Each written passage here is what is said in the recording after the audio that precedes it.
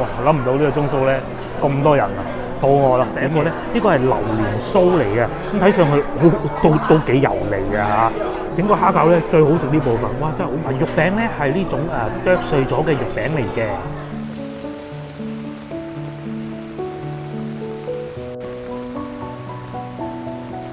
Hello， 各位觀眾大家好啊！而家咧係晏晝嘅2點鐘，咁咧我啱啱完成咗直播，咁啊準備落嚟食啲嘢啦。我就喺公司樓下揾啲嘢食嘅啫。咁啊突然間就落起大雨啦。咁睇嚟咧，我都係唔可以行到太遠噶啦。咁啊公司樓下咧有間蝦餃妹嘅，我哋而家去蝦餃妹食嘢。啱啱直播嘅時候咧，我真係好彩啊！淨係開頭嗰陣落過一陣雨啫，諗唔到依家咧又變到咁大雨啦。咁啊好在啦，公司真係實在近啊，附近就有嘢食。如果咧我啱先懶醒做完直播喺公園前度揾嘢食咧，而家翻到嚟就變落湯雞啦。不過都唔緊要嘅，我係有着呢啲嘅。哇！前邊呢度水浸添喎。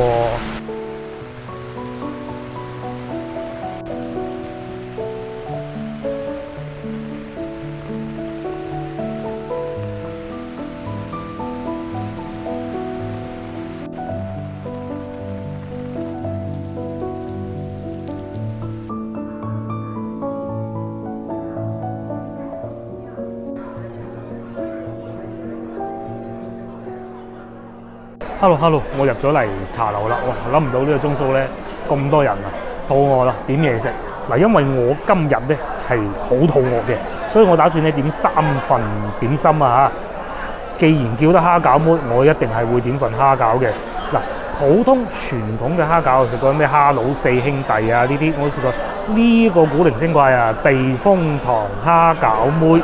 咁既然叫得蝦餃妹嘅餐廳做蝦餃，肯定係冇花架。其實之前咧我都嚟過2次㗎啦，當然唔係呢間，一次係自己拍嘅，一次係同老婆去食嘅。好似都未試過蝦餃啊！今次試下呢個避風塘蝦餃妹咧。咁當然啦，除咗蝦餃之外咧，傳統嘅點心仲會有好多嘅，譬如話呢個魚子燒賣啦、蒸鳳爪啦、排骨啦，都係有價格都係20零蚊一份嘅。咁除此之外咧，佢哋仲有蒸飯，其實佢哋啲蒸飯都係唔錯㗎。去飲茶嘅時候咧，老婆經常都會點呢一個嘅。咁至於蒸飯咧，我袋住先嚇。不過有呢個古靈精怪芝士焗糯米嘅，我一聽咧知道咧，就算我而家幾肚餓，食完都會飽㗎咯。咁如果唔點飯食嘅咧，我想點份腸粉啊嚇。呢度譬如話有鮮蝦餃皇腸啦，苦瓜牛肉腸啦，神化魚皮腸就哇！呢啲喺其他茶樓咧實在少見。咁至於蒸飯嘅價格咧係蒸點超點，咁蒸點嘅價格係26蚊，超點係23蚊。其實咧對於一個蒸飯嚟講，我覺得價格唔算太貴。譬如話啱先我講呢個神化魚皮腸，頂點都要21蚊啊！咁除咗蒸飯腸粉之外仲有糕啦。咁廣東點心梗係唔少得糕㗎啦。有啲價格都幾貴，譬如話呢個芋頭糕，我唔明白點解佢特點咯，要收到10幾20蚊啊嚇。都係偏貴嘅。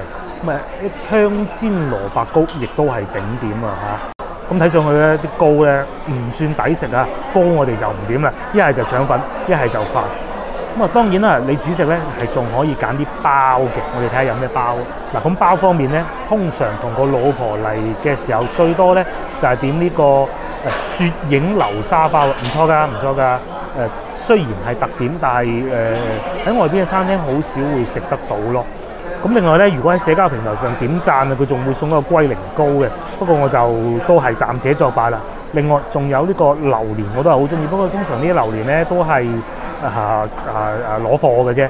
老婆成日話你攞貨嗰啲唔好食啦，咁算啦嚇。咁除此之外，仲有好多主食啊，煲仔牛腩豬腸粉蒸點26蚊，呢個其實係幾好嘅。有時同老婆都會試咯，甚至乎豬紅啊、粥啊，各種都有嘅。咁當然啦，除咗點心以外咧，其實佢哋都仲會有好多其他粵菜嘅，譬如話咕嚕肉啊、五柳蛋啊，我爭啲想講呢個無骨酸菜無骨魚啊，爭啲講咗粵菜添。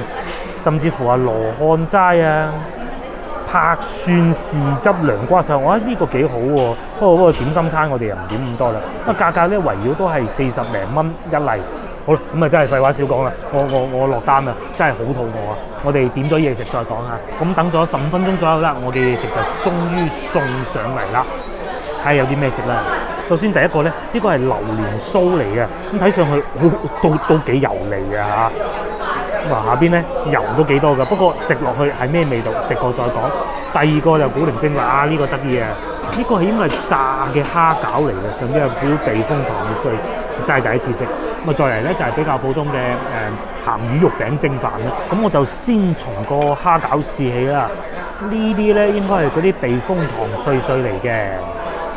咁蝦餃咧係硬身嘅，咁啲碎咧係有啲蒜頭啊、炸蒜頭咁嘅味嘅。話說咧，早幾日我哋咪去食過灌湯包嘅，有冇異曲同工之妙咯？我覺得冇㗎嚇，因為佢嘅表皮咧係硬嘅，咁同埋嗰啲碎咧有啲咁多辣嘅。等我拆開睇下裏邊咩樣先。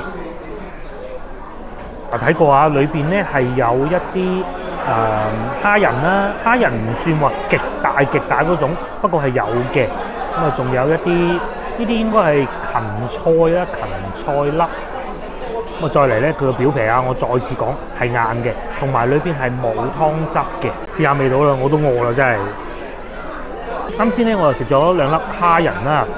如果淨係食蝦仁嘅話，我可以同佢講佢根本冇落鹽。嗱，我唔討厭呢種感覺㗎，我係好中意清淡飲食。可能咧，因為呢啲避風塘碎啊係有調味，所以佢哋裏邊就冇落鹽咯。咁通常我哋廣東人食蝦餃都係中意食個皮夠薄啊、夠煙韌啊、彈牙啊咁嘅，咩咬落去咧就會欣賞到佢哋裏邊嘅湯汁啦嚇。咁至於呢個咧，我可以同佢保證個皮咧一定係唔煙韌同埋裏邊冇湯汁。先試咗1粒啦，果然咧係一個好有創意嘅點心嚟㗎嚇。佢同我以前食到嗰個蝦餃咧係完全唔同嘅感覺㗎，非常之有創意。亦都係算得上可以叫好食嘅。不過咧，如果咁嘅價錢你俾我揀咧，我都係可能會揀翻啲傳統嘅蝦餃啦。整個蝦餃咧最好食呢部分，哇！真係好過癮。佢唔算話好油膩嘅，雖然大家見到下邊呢張紙咧好多油啊，唔算話好油膩，甚至乎我覺得咧佢仲可以再油膩啲嘅。咁另外咧，因為都係我自己原因嘅啫，我唔中意食太硬嘅嘢嘅。佢個皮係有少少硬嘅，俾我接受到嘅程度範圍內咧係要硬嗰啲。咁同埋食起身咧係會有少少好似食緊嗰種生煎小籠包，唔知大家有冇食過生煎小籠包咁嘅感覺㗎？但係裏邊湯汁唔算太多啦。食咗2粒蝦餃，接落嚟趁新鮮滾熱辣落手啦！試下呢個榴蓮酥，大家睇下裏邊啲油都 OK 多㗎。大家是否還記得昨天我哋去嗰個飲茶嗰度咧，佢哋用油就好克制，可能咧呢個餐廳啊後生仔居多，咁所以咧佢哋就會重口味啲啦。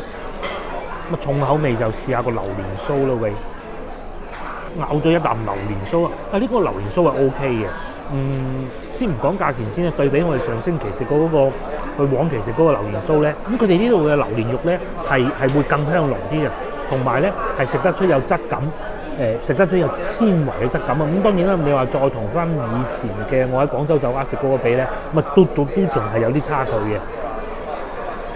咁另外咧，佢哋嗰個榴蓮酥啊，雖然油落得多咋，但係咧最起碼食落去冇嗰種唔舒服嘅油益味咯。另外咧，佢外邊個皮啊，亦都係好鬆脆啊，但係又唔會話好似琴日嗰個咁樣一揸上手就散開喎。咁最初咧，我以為佢係嗰種扁嗰種，好似叉燒酥咁樣，裏邊放榴蓮餡嘅。咁上到嚟咧，原來呢種。另外咧，其實 size 都 OK 嘅。如果中意食榴蓮嘅觀眾咧，我諗佢應該會好中意呢一個。因為咧，雖然我猛咁話人哋嗰啲油多啊，但係我覺得咧，食榴蓮酥咧，如果佢冇咁多油膩啊，冇咁鬆化嘅，其實唔好食嘅。呢度我覺得即使油多都接受到。相比之下，我就覺得呢個就重手咗啲啦。哇！呢個碎俾我食晒啦，真係幾好食嘅喎。個榴蓮個酥咧，其實真係幾好噶，唔好睇佢咁油。佢呢邊咧咬落去咧，嗰種一啖一啖嗰種榴蓮肉咧，雖然你話同真嗰啲榴蓮梗係冇辦法對比㗎啦嚇，而家榴蓮咁鬼貴，但咬落去咧又幾過癮。同埋咧，大家要知道，我啱啱做完直播，其實都幾肚餓㗎，快啲食埋，我哋食飯咧。最後一道點心啊，都應該唔叫點心啊，應該係飯嚟嘅。因為而家啲直落茶市咧越嚟越多啊，咁所以佢哋咧都會適時咁推出一啲蒸飯嘅點心啊，唔係蒸飯嚟嘅，唔係點心啊。呢條飯上邊咧見到有一塊肉餅啦、幾條薑絲啦，同埋2件鹹魚嘅。另外咧亦都好貼心配上一個豉油啦。等我落少少豉油先。我記得上一次同個老婆去蝦餃妹啊，就係環市東路嗰間啦，好似都係有點呢個蒸飯㗎。我當時試過都係唔錯㗎啦。你話26蚊貴唔貴？如果咧有啲老人家你朝頭早飲茶食飯直落嘅話咧，咁其實我覺得又 OK 嘅。嗱，肉餅咧係呢種剁碎咗嘅肉餅嚟嘅。咁啊，如果喺外國應該叫免治豬肉吧。咁啊，上邊咧應該就係生住擺上去飯面同飯一齊蒸熟，大家睇下呢個角度就知道啦。佢仲有飯嗰啲印喺度嘅。咁至於肉餅裏邊咧，我啱先輕輕試過啦，係有鹹魚嘅香味嘅。咁即是話咧，佢哋係全部一齊蒸，而唔係話蒸好啲嘢先後期組裝嘅。好多時候我去飲茶咧，都中意點一道蒸飯嘅，即係好似呢個咁啦。夠飽肚啊嘛，因為你食嗰啲點心咧，其實並不飽肚嘅。果然好啊嚇！飯咧冇我上次食到嗰啲咁精彩，有少少多啲咁多水，不過都係好食㗎嚇。咁另外咧，剛才都講過啦，肉裏邊咧係會有鹹魚嘅香味嘅，同埋有少量嘅薑絲。哇！肚餓嘅時候食呢個咧正，即係我依家啦嚇。Hello， 我食飽飽啦，大家睇上去覺得點咧？最終埋單咧係84蚊嘅。咁佢同我琴日去嗰個茶樓咧唔一樣啊，冇特價時段嘅，佢哋係好似話只有係充值500蚊送50蚊咁嘅咯。係啊，咁其實性價比唔算話極高嘅。咁當然啦，又係都要同琴日嗰啲比或者往期嗰啲比，咁係唔合適嘅，因為始終呢度都係環市路啊。咁咧喺我哋啱啱飲茶嗰個地方咧，其實佢係屬於越秀區，但係叫天河路嘅。咁然之後咧，喺呢一度環市東路呢度附近啊，動物公園附近咧，仲有2間餐廳都係唔錯嘅。咁而家帶大家過去睇睇。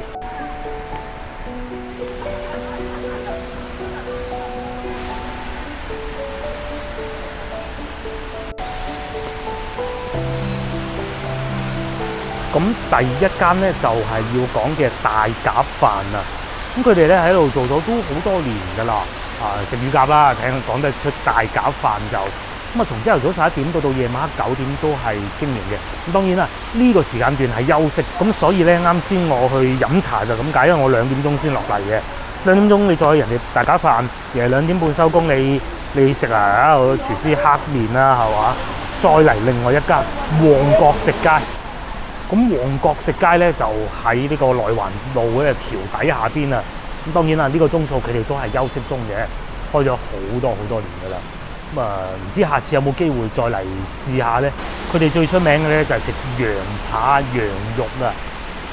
譬如話啦，手揸焗羊扒，哇幾有食慾；又或者清補羊肉湯，正喎。好啦，咁同大家行得七七八八，我依家好似又要去做核酸啊！啱啱我阿媽發咗信息嚟話，好似話又要大篩查。咁我而家過去水蔭直街嗰邊睇睇，一路行一路同大家吹下水啦。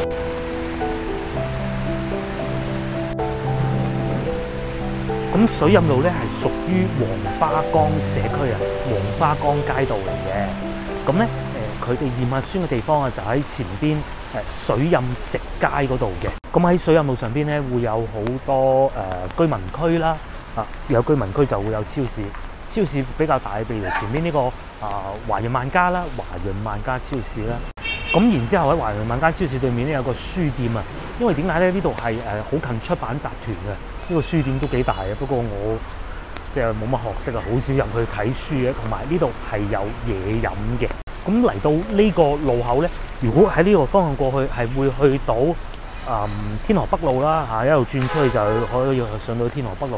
咁如果左邊呢條路繼續往前行咧，就會去到水蔭直街，就係我哋今日要驗核酸嘅地方啦。快啲過去啦！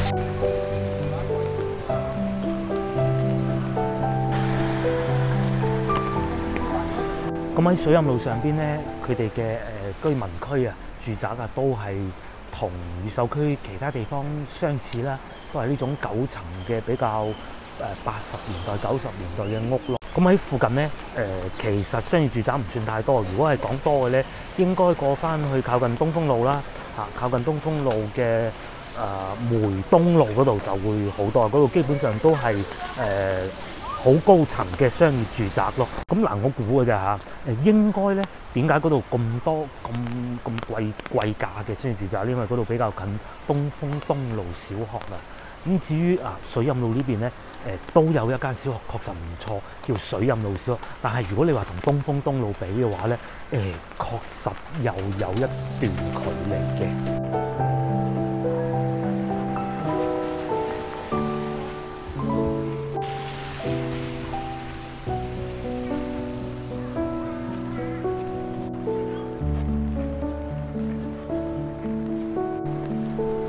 咁前邊咧就係我哋要去驗核酸嘅地方，唔知今日有冇開門咧？今日咁鬼大雨，入去睇睇啦。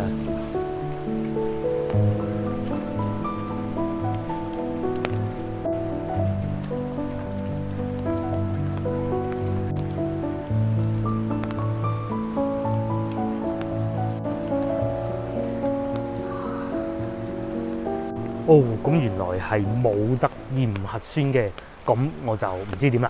咁點都好啦，咁今集影片到此為止，咁我就約定大家下集見啦，拜拜。